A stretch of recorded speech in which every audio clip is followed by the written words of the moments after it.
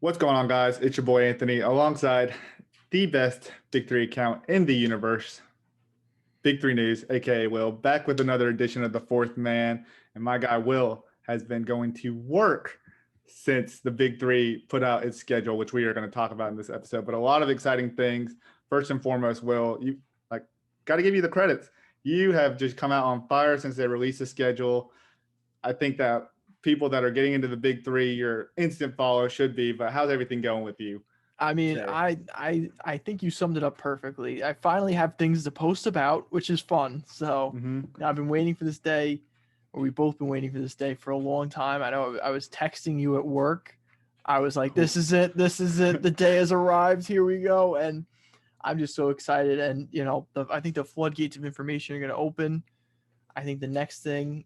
I don't want to get too far ahead of myself, but let's just say I'm very excited about what the future has to hold, and I'm just so happy that the schedule is finally here. We can look at it. Did we ever think, Anthony, were there ever any doubts that we are going to get to this day?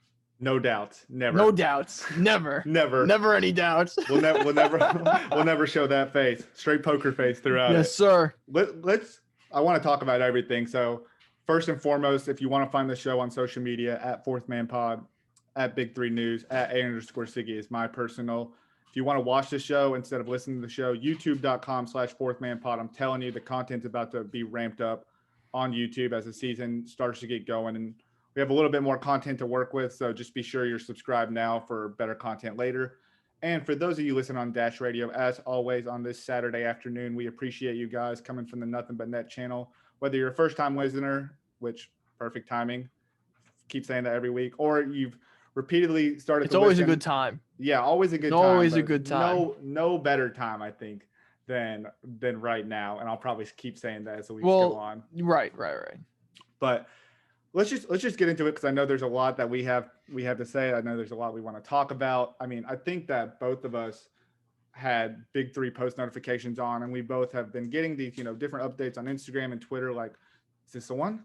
Is this the one? Well, we finally got the one. I get your text.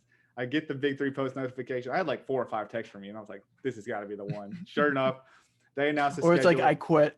I can't do this anymore. Yeah, it was either going to be super good or super bad. How demoralized would I feel if you were like, the Big3 post like, oh, we're done, and you're just we're done. Yeah, Nonetheless, we got great news. We've been gearing for this day for so long, and we've known the Big3 is going to be back. Like, we were pretty certain because of the hashtag and just more postings from the co-founders. We were pretty confident, yeah. We were pretty confident, but it didn't feel surreal, and it felt more real once we had an actual schedule, a tangible schedule where we know where these guys are going to play, arenas they're going to play in, and it's here. I mean, Will, you're at work, but I'm sure your head popped off as soon as you saw the notification. Well, let me say this. I'll tell the story of how I found out, but if you've been rocking with us since, forget from the beginning of the podcast, absolutely, it's without a doubt. But, if you've been rocking with us during this whole time and we've had really nothing going on and we've sort of just had to, talk and speculate and really just go through this, just give yourself a pat on the back. 100%. I mean, this is it. 100%. This is the day. This is the episode that we've been waiting for about a year now. And it's maybe finally longer. maybe longer, and it's finally here. I mean, we always talk about the longest off season in sports, and that off season just got ramped up a little bit more. And so for everybody who really did stick with us, and I do mean this genuinely, we really do appreciate you guys, and we're really excited for the season because we just know it's just going to be that much more special. And just to add into that, we appreciate all the guests we've had, whether you be a content creator, players, personnel from the Big3, because again, for them too, I mean, content creators always got stuff they're coming up with, but from the Big3 players and personnel standpoint, just as much of a waiting game for them too. So I'm sure everybody's kind of in a rejoice mode right now. And, we have a schedule. We have 2 locations that they're planning to play at. They're going to have health and safety personnel on site to make sure that everything goes clean and smoothly. I like the way they kind of structured this, because they did get a couple sites that they're going to play on a couple different sides of the nation here, and they structured it kind of in bulk. So the 2 arenas that they have decided to, well, let me just start here. The season's going to tip off July 10th, and it's going to end on September 4th. So it looks like they're going to have a pretty regular schedule where we thought they were going to kind of accelerate everything, play a couple games per week. That's what it really sounded like, right? Yeah. That's what I really thought. They were going to have to like expedite the process a little bit in order to get through a clean season without being, overlapping the NFL season or overlapping the end of the NBA season. But nonetheless, they're making it work. They also got a couple stadiums that they're going to work with. Orleans University is going to be one place they play at, which is not New Orleans. Orleans Arena. Orleans Arena. So Orleans Arena is not in New Orleans. It's in Xavier. Or it's in Vegas. Gosh, I'm getting confused. Orleans Arena in Vegas. And then Xavier University is the other side they're going to play off in New Orleans. Right. So first 3 weeks are going to be in Vegas at Orleans Arena. So I'm just going to clarify this. Next 3 weeks, 4, 5, and 6 are going to be in Xavier University in New Orleans. And then there's it looks like 7 and 8 are going to be back in Vegas in Orleans Arena. And then when the playoffs start, that's still to be determined. That to me sounds like TBD means they're hoping that they have more, maybe you could pop off at 100%. If there's a place, let's say, that's offering 100% capacity, like I know we saw opening day, the Rangers, Texas Rangers at 100% capacity. If there's an arena somewhere that's at 100% capacity, I think they're just keeping themselves open for that. Yeah, I think there's some contract negotiations, but also too, it's going to be in September. So with the vaccine coming out and just COVID protocols, being more clear, I think that's what they're kind of hoping for, is how much access can we get, like you just said. Without a doubt. So, and especially around the playoffs, you gotta have fans for the playoffs if we can make it happen. So that's the schedule right now. Will, what were your first thoughts? Because I know that you're a little surprised that it's actually going to be from July to September. It's going to be 3 months, kind of pretty similar to what the Big 3 usually does.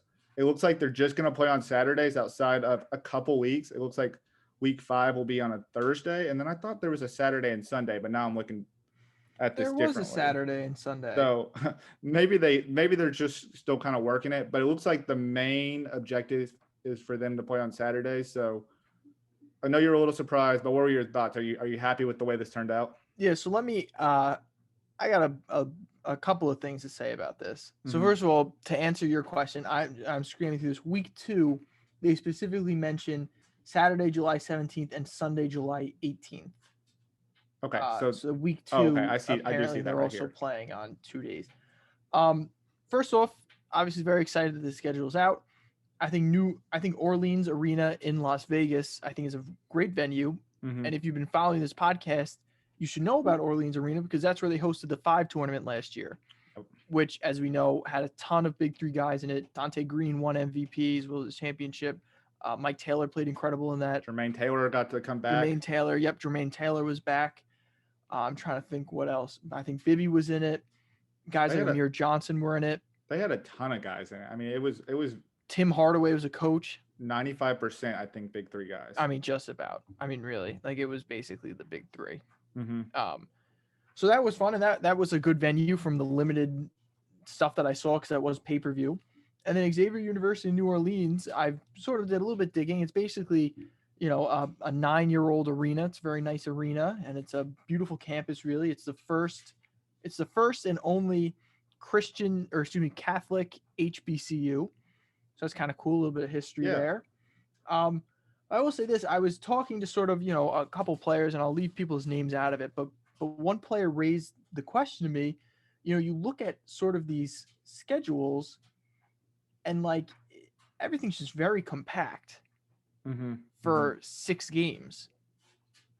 I mean, the timing. The timing, Saturday, July 10th, 12:30 to 3, that's 2.5 hours. Yeah. For 6 games. We were doing an hour a game. Yeah, I know. And see, they were doing it on Saturday and Sundays. I got to believe that's a little bit of an estimate. But then, week 2, you see Saturday and Sunday. So I wonder if there's some kind of a certain amount of games that they're allowed to have on CBS, or right. I'm they thinking have that a lot of time, and that we're not going to see all the games on CBS necessarily, but it could be on CBS Sports, the rest of the games. That's what I'm thinking. This is looking like it's going to be sort of what we saw in season 2, where some was on Facebook, some was on TV. right? It CBS, and could then be. maybe some on CBS Sports. That absolutely makes sense to me. If it was on CBS Sports, though, I just don't know why you don't put it, Yeah. announce it with this. Well, I think you headline it with Big Three is back on CBS. I think Yeah, that is maybe what they're trying to get out, especially yeah, because, the Big Three's at a point where, yeah, they're trying to recruit other old fans to realize like, hey, the league is back. We want you to be tuned in for season 4, like just like you were tuned in for the first 3 seasons. But you also have to think that from their perspective, like they're trying to acquire new fans. So as many new people as you can add to the equation, it's kind of a fresh start in that aspect when you're talking to new folks who are interested in the Big Three.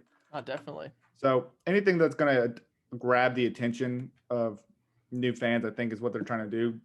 Name recognition is going to be a big thing, and I think that could be part of the reason they did that. Something that I was a little intrigued by is that the Big Three last year, they decided to add a bye week within their season. So Oh there yeah, was yeah. there was only like 3 games one week and 3 games another week. I'm thinking now that that's probably not going to be the case because while it's not an expedited season, it still seems like a very condensed season, like you said, compact. And so it's not looking like guys are gonna have rest, but the good thing is it's only 10 games here. Yeah. No, I mean that would also. I mean, if you're talking about bye weeks, that would sort of have this time thing make more sense. I mean, if you look at week 6, Saturday, August 7th, it's from noon to 2 p.m. I mean, that's 2 hours. How are you splitting 6 games into 2 hours? That's There's no 20 minutes a way. game. That There's no way. that doesn't work. So The first half is going to take 20 minutes. yeah, so we are it looks like we're missing some pieces to the puzzle. Mm-hmm. But at least we have. I'm not really too concerned about the times really with this. I'm more concerned about the dates and the location. Yeah. And I think that's the mhm. most important part. I think that's the part because again, like on the schedule, week 9, week 10 during the playoffs, they have a to be determined sign. So it looks like this is a pretty flexible schedule that they're working with that they're going to kind of like anchor out by the time July 10th comes around. The most important thing is they have a start date. Yes. And that is July 10th. Mm-hmm. And even better is that, we probably follow every Big Three player that's ever played in the Big Three or currently plays in, and everyone seemed to be super excited about it. Like how many times did you go through your Instagram story and just see a repost of what the Big Three just announced? I mean, tons of players. It seems almost like a majority of the guys who haven't announced that they retired or anything. Yeah, well, I'll tell you what, it was funny. I know one of the things you and I were really concerned about maybe behind the scenes, I don't know how much we voiced on the podcast, was like how many people are going to come back?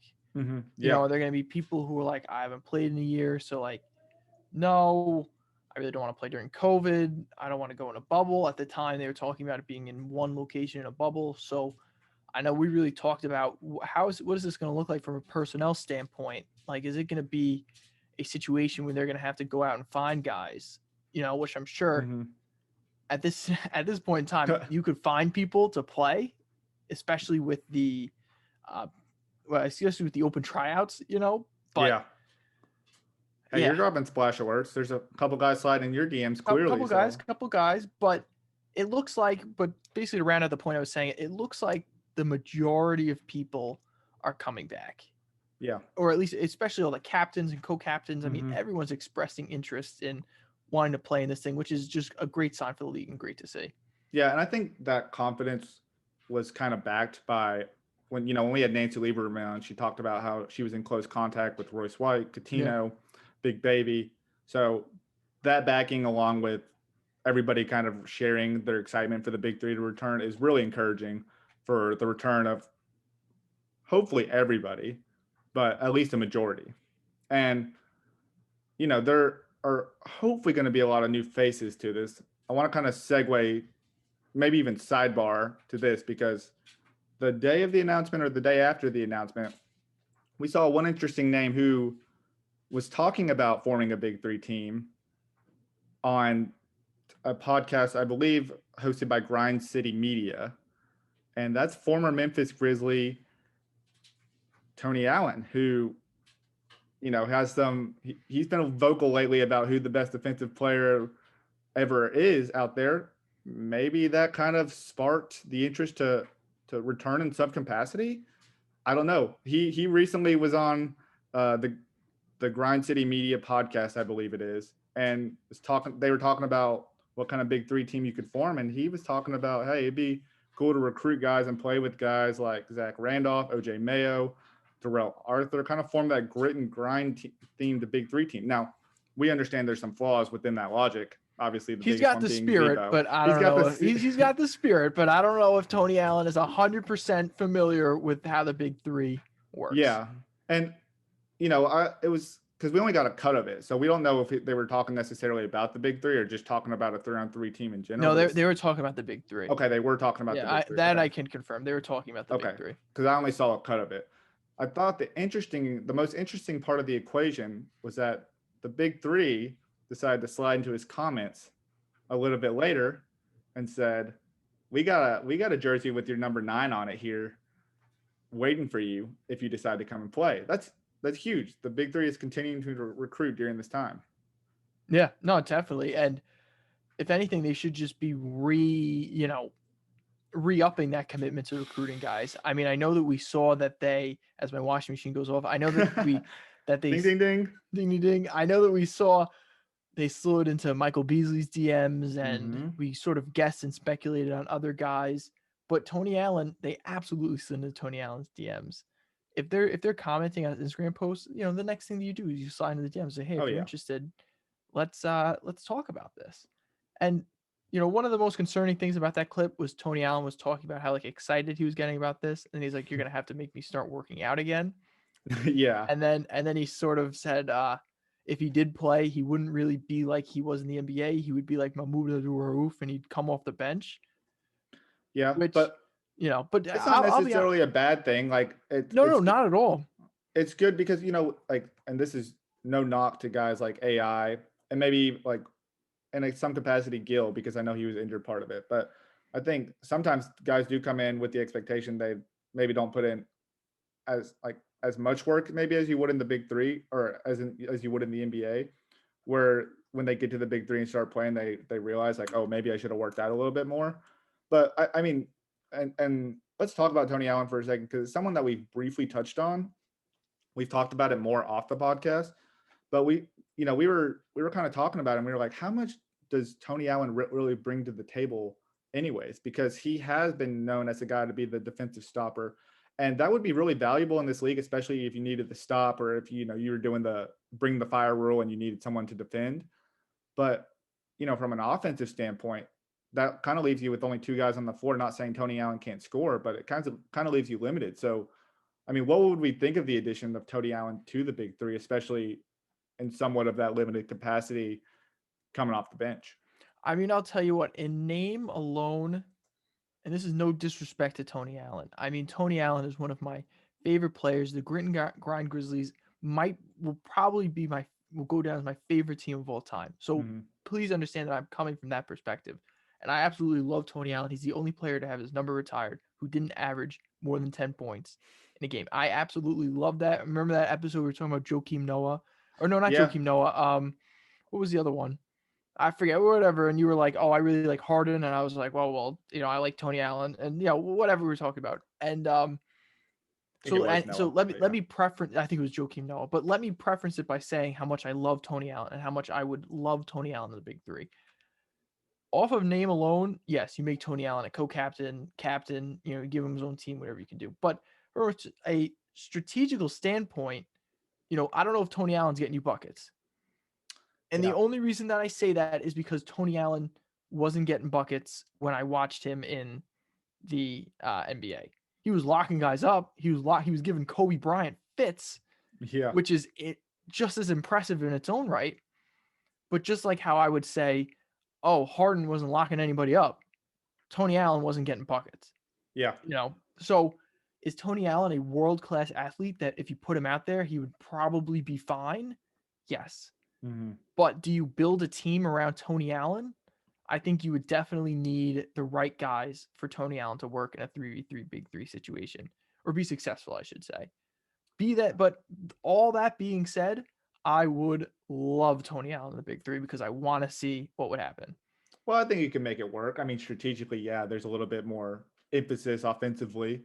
I think you look into, because let's say we get half of what Tony Allen was. That's still a pretty good defender, especially when there's not a lot of help side defense in a 3-on-3 setting. It's a lot of one-on-one, back to the basket. Hopefully you don't get your ankles crossed or dropped in some capacity. And there's not a lot of fouls being called, right? Right. So I think he still does bring something to the table. And we've definitely seen, even this past, I should say 2019 season, we saw a lot of captains kind of take more of that bench role. We saw Jason Terry take more of a bench role. Andre Owens took a little bit of a step back.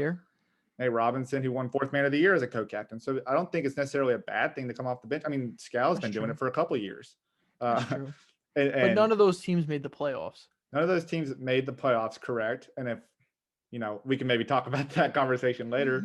But I think too, like the expectation for a lot of those teams coming in was that they were going to be a difference maker. Everyone was hype about Jason Terry. And I think Trilogy, makes him a captain off name recognition, but at the same time, they were probably thinking like Jason Terry is probably going to get us a couple big threes, a couple of big fours throughout the game. Andre Owens, we know that him historically in the big three has been a bucket getter, took a little bit of a step back. Aliens just misses the playoffs. So I think if you come into it like, okay, Tony's going to be a big part of this or a big part of this team, but strategically we're going to have to put a lot of offensive weapons around them. I mean, just within the draft alone that we understand, there's a lot of bucket getters that you could get to kind of play next to him and make it work. So it's an interesting like storyline, or I should say plot, like side plot to like kind of look into, but it's cool that he like came out and was like, I'm kind of looking to play. I wonder if a lot of that was sparked by like Draymond being like, I'm the best defender ever. And he's like, that's cap, bro. Like there's, well, maybe he's like, a lot of these, like, people don't know who I am. It could be. I mean, you and I grew up in the generation where if your team was playing Tony Allen, you were like, shit. Like if your team was playing the Memphis Grizzlies, that's what I mean. On that team, you're like, they're gonna, people are leaving with bruises and kind of a couple elbows. I don't know if kids today know about the grit and grind Grizzlies. I mean, I think kids know of Dave Wager as sort of just the guy that didn't work out in Sacramento, but I think I think, and they might know that Mike Conley was a great Grizzly, right? And they know Mike Conley was a good Grizzly, who's now just an old guy on the Jazz. But people don't realize that these guys were hoopers. I mean, Gasol, Tony Allen, Rudy Gay. Rudy Gay was on those guys. Do not get enough respect. So even the guys that he mentioned, OJ Mayo, Darrell Arthur, those were guys were great fits for those teams.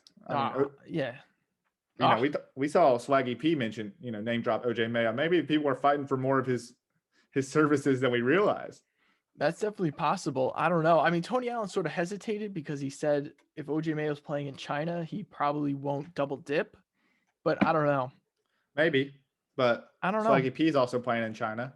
What do you think, though? I'm sorry. Let me ask you this question, though. Okay.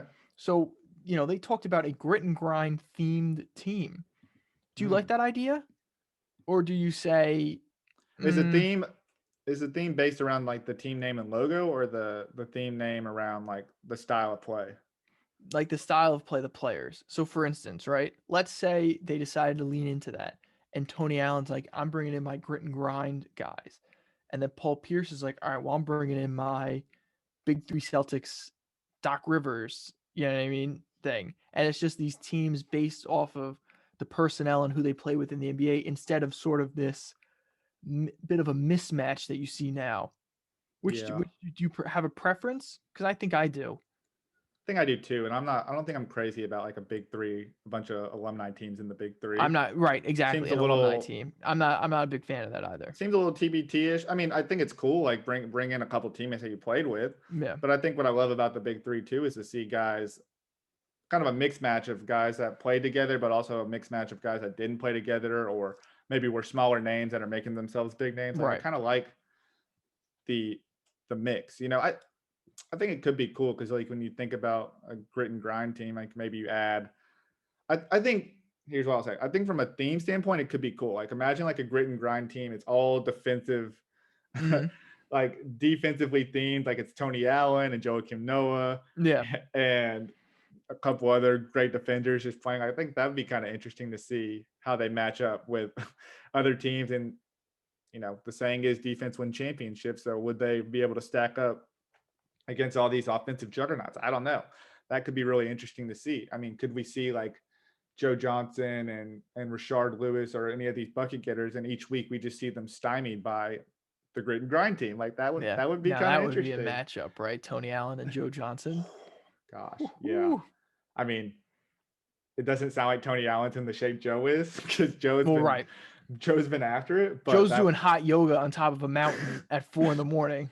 Joe's profile picture on Instagram makes it look like he's got like a 16 pack and not an 8 pack. Like that man. I have a 16 pack in my fridge. Yeah. I think that man's in better shape now than he was 15 years ago. Yeah, I don't know, maybe. But as far as like the alumni teams, I'm not a big fan of it. Not crazy about it. Because it. my whole thing is this too, right? So let's say you come out with the grit and grind Big 3 team. Mm-hmm. And so let's say the average shelf life of a Big 3 player that we've seen is like 2 years most. Right. So all right, so let's say Tony Allen's on this grit and grind team for 2 years and then decides to retire and then move on with his life. Then who's on this grit and grind team? You know what I mean? That's true. Then you're going to have people who never played for the Grizzlies on this grit and grind team. Why do they call it the grit and grind team? Oh, yeah, because it was just made up of a bunch of Memphis guys on that grit and grind teams, back in the late 2000s. I don't see any of them on the team. Yeah. So why is Jared Dudley and, why is LeBron James playing for them? That's true. That's a good point, too, because you're right. Because at least in the TBT, like you said, to the TBT's credit, like you have to apply to play. So if they run out of alumni, then they just aren't. But with the Big 3, these teams are going to be around forever, or around for as long as the Big 3 is around. Yeah, that's a good point. Like I'm trying to give you an example. I understand. Okay, Aliens, right? If Aliens was Team Indiana, it's not going to make sense in 5 years when they're all not there. Yeah, I mean, you could even. I'm even thinking of it, and this is not really a team, but if you did like Trilogy OG, and it's just like Kenyon Martin, Rashad McCants, Al Harrington, and then like 10 years later, it's like, oh yeah, Trilogy OG. It's like none of these guys played for Trilogy, right? Or you just did like Team Kenyon Martin, and now it's Steven Jackson, David Hawkins, James White. Coach Stack will lead Team Kenyon Martin this season. Or Ghost Ballers, you do Team Mike Bibby, and now Mike Bibby's coaching Aliens. Aliens headed by head coach Mike Bibby taking on Team Mike Bibby. Headed by Ricky Davis. Oh gosh, that would be fun. Yeah, it just wouldn't make sense. No. So hopefully if the Big 3 even thought about that, they might listen to this podcast and be like, oh yeah, let's just scratch that completely. I know he really wants Zach Randolph, and how's that going to work? I think at that point you got to just add Tony to your team. That's what I mean. Like, I guess the whole point I'm trying to make is, does it behoove Tony Allen to just declare for the draft? And then be like a surefire first round pick? Would he be though? I mean, again, I think so. This is a league where it's about your game, not your name. That's been the slogan for as long as we can remember. Yeah. And we've seen high price names or, names with a lot of prevalence that have not had really good seasons within the league. So I think Tony Allen has too much respect around the league for that. Unless he comes in like gasping for air. Yeah. Which I don't think he will. What I will say is that we do see throughout the draft process of guys selecting friends or former teammates just because they're cool with them and they like what they bring to the table, and at least in some capacity. So maybe so. I mean, we saw Chalmers go round 3 last year. I kind of just think it's because maybe one, they didn't see him for a while, but two, maybe he just wasn't close with anybody within the league at that time. I think that's possible. I mean, Chalmers has been overseas for a little bit. Yeah, and Chalmers swooped last year as a 3rd round pick. Like you love that pick. You take him 1st round, thinking about it now. Oh, Chalmers is for. I mean, we're going to see what his draft pool looks like, but Chalmers, in my opinion, is definitely a 1st round, max 2nd round pick. Yeah, I agree. Which I'm excited to see what they say about the draft and the combine moving forward, and that's going to be the next thing that we got to get information on. Yeah. So if the season starts in July, I mean, let's look at it now. We're in April, May, June. I mean, we really only got.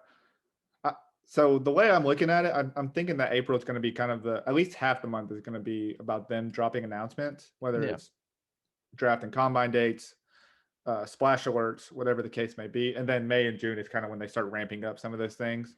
I think we should probably have our draft in May. Yeah, I agree. Give everybody, mid-May, let's say, Mm-hmm. the Memorial Day, then a month. All right, you know what team you're on, figure out what you want to do with yourselves, and then we'll see you July 10th. Yeah, and it also gives you time to maybe get in a little bit better shape or do a little bit of recruiting. So, yeah, I think you're right there. Want to make one point as we kind of get off the Tony Allen sidebar here. As far as the schedules and the arenas are playing out, did think it was interesting that co-founder Jeff Kwanowitz came out and said he does expect fans to be able to attend the games in New Orleans as of right now. Like everything looks pretty good. Like obviously they're going to have to clear some protocols and we'll see how the world looks in 3 months here. But Jeff K seems pretty high, or he seemed pretty positive that fans would be able to attend, which is very encouraging. Are there fans at Pelicans games? Yes. And that's weird that you asked that. I have a friend that's a season ticket holder, so that's the only reason I know that. That's crazy. I'm sure this has nothing to do with nothing, but did he get like a locked in rate for that? That's a good question. Because you have to imagine those must have skyrocketed. Yeah, so I would say yes, maybe. I mean, I know that he's had them since last year, so maybe they gave him some extra games because the season was shortened a little bit and they played in the bubble and everything. I was more talking about like Zion. Oh yeah, because you got to think if you're a Pelican season ticket holder, how much are Pelicans tickets? Probably not a ton. Not a ton. Probably a very doable season ticket. But then when you get Zion, that's like a hot commodity. Yeah, so I think Zion was drafted and then he got the season tickets. Got it. So who knows what the price? I think it could skyrocket too because of the capacity. But gotcha. Yeah, a lot of good things going on. A lot of positive things going on. I mean, you've seen. I think both of us post just a little bit more because of our excitement around the league and what we're hoping, what we're expecting. I mean, we even see Cube and Jeff K posting a lot more, and the Big 3 posting a lot. So we should have known this was coming. We should have known. What do you mean? Well, like I texted you, I'm like, this announcement was out of nowhere, and you were like, they've been posting about the Big 3 like all week. They just been posting about the history. Like I really didn't know where they were going with it, to be honest. I knew something was coming. Yeah. I just figured we were gonna get like that classic Jeff K like schedule coming soon, or like look out for tomorrow. Yeah. Well, Jeff K has definitely hint dropped, and it's been accurate. And then he's also said like, you got news coming soon. It was like 4 months later. So yeah, I don't know. The credibility was a little lost, unfortunately, but he also has a lot on his plate with everything he's dealing with. Last thing I want to touch on, before we end today's episode, unfortunately, we don't have any interview on the back end. Hopefully that will change in the coming weeks as we. Yeah, we should have a pretty good interview. We should, no promises, have a pretty good interview lined up for next week. Yes, 100%. I think that's only going to continue as we see more players excited. I think everybody who's been involved with the Big 3 in some capacity wants to talk Big 3 right now. They're excited about it. They're thinking about it, especially captains. They're like, oh man, recruiting season is on. It is recruiting season. Like right now, we are in the midst of recruiting season. Yeah. And that actually segues to an interesting point because I just saw Cube actually post, or I should say retweet this article from Deadspin. I guess someone's already writing about the Big 3 and potential players that could be joining the Big 3. Some of the names on there are pretty familiar to what we've been saying. Jamal Crawford was one. And then there, Isaiah Thomas is one that we had in a Big 3 plea. He's obviously now signed a 10-day with New Orleans. So that's probably not the case anymore. But I want to say there's a couple interesting names on there that I would be pretty excited about. And I feel like they're noteworthy to name on here. So Jimmer Fredette's another one we talked about too. And Jeremy Lin is another guy we've talked about as well, which I'm surprised Lin hasn't signed with an NBA team, to be honest. He was great with the G League, Santa Cruz. Those would be great names. But I think the name that intrigued me the most was actually Shabazz Napier, who as recently we saw him play in the FIBA America Cup against Joe Johnson and Team USA, playing for Team Puerto Rico. He looked really good. Played alongside JJ Barea, but also what's interesting about that is Carlos Arroyo was one of the, I guess he was like coaching something. Some way for Puerto Rico. Yeah. So does Carlos Arroyo kind of at Shabazz and be like, hey, Shabazz, you should be on an NBA team. Don't know why you aren't.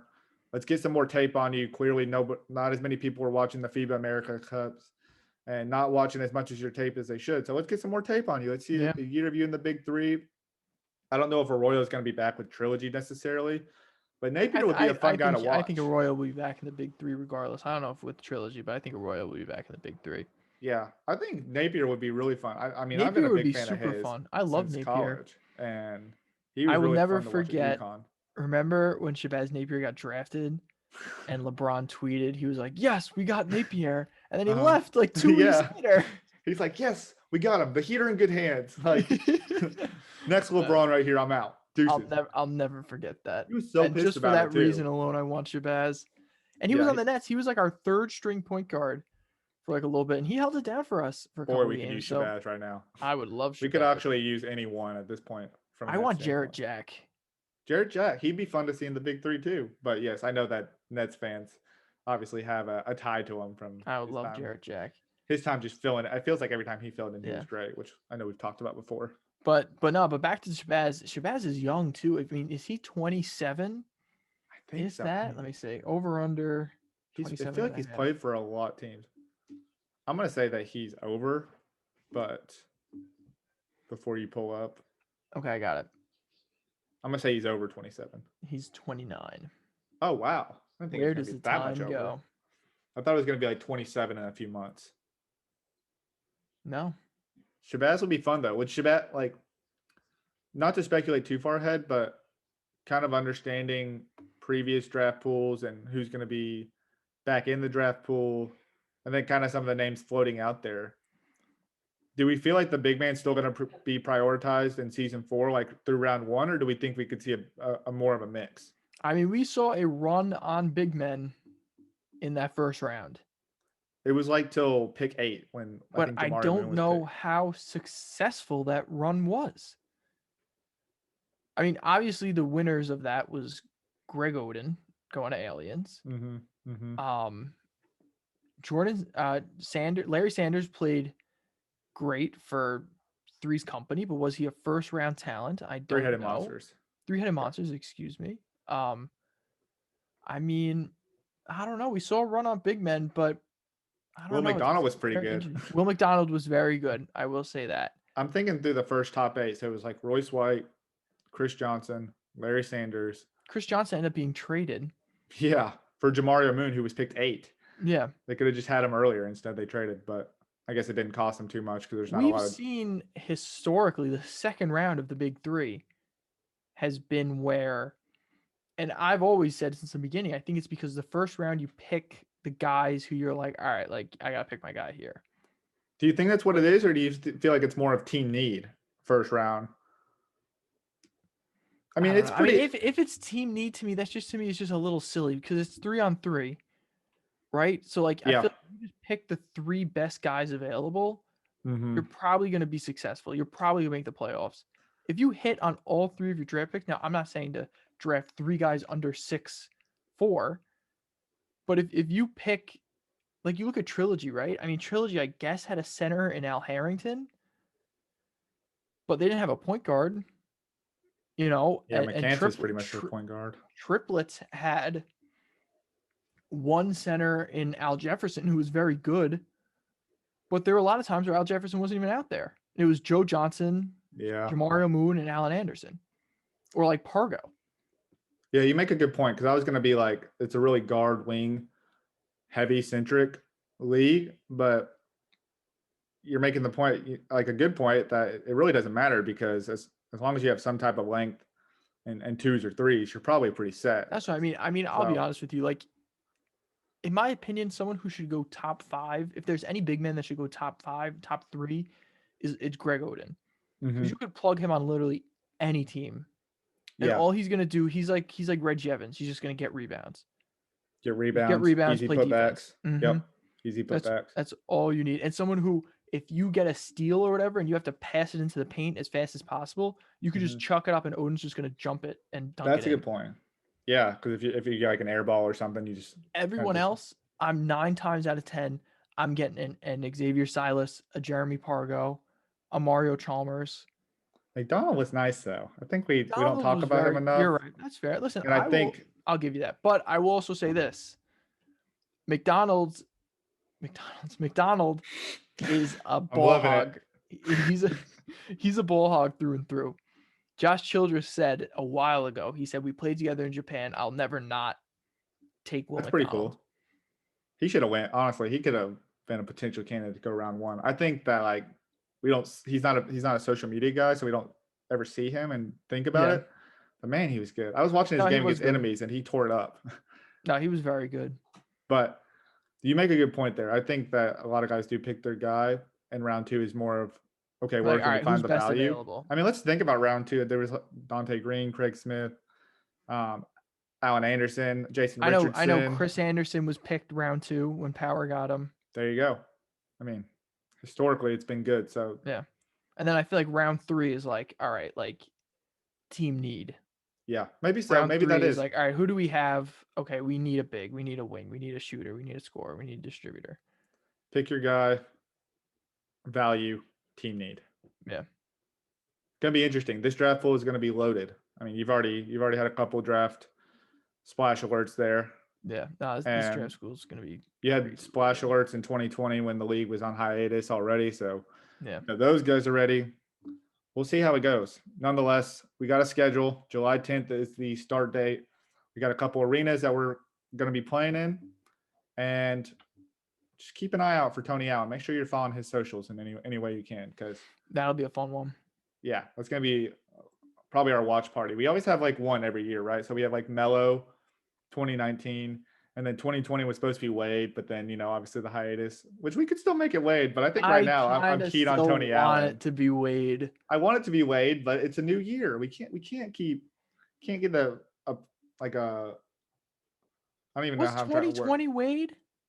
2020 I feel like 2020 was Mello. No, 2019 was Mello. Oh, 2019. Damn, we've been doing this for a while. We've also been hanging in there for a while. Nonetheless, we don't have to hang in for much longer, just a few more months until the season starts. And then I mean, also too, like you say, hang in there. In my opinion, guys, we're not even hanging in there anymore. Like, this is it. Yeah, exactly. Like, once we get to draft season and we're actually talking about it, like that's, I mean, that's not hanging in there anymore. Like, that's it. I think the schedule alone kind of makes it to where we're not hanging in there anymore. For sure. I mean, it's the real deal. There's some like tangible proof that we're going to be doing something this summer. So something. We just want to reiterate that we appreciate everyone who's hung in there since the 2019 offseason. We know it's been a little bit longer than we had hoped for, but we're glad that we're back. It's going to be a fun summer. Some of the logistics are still being worked out, but nonetheless, start date and end date, we know when there's going to be a start to the season, and we know when there's going to be a championship. And I think that's the most important thing. And we also have a couple arenas. So appreciate everyone who's just Gilbert. Yeah, not just Gilbert. Oh gosh, what would I do without this guy? Appreciate everyone who's tuned in. Pretty successful podcast. Appreciate everyone who's tuned in. Appreciate everyone who's been hanging in there, and we're excited to continue to give you all the updates that we continue to see throughout the Big 3 off season here until July 10th. So appreciate you guys, and we will see you guys next time. See ya.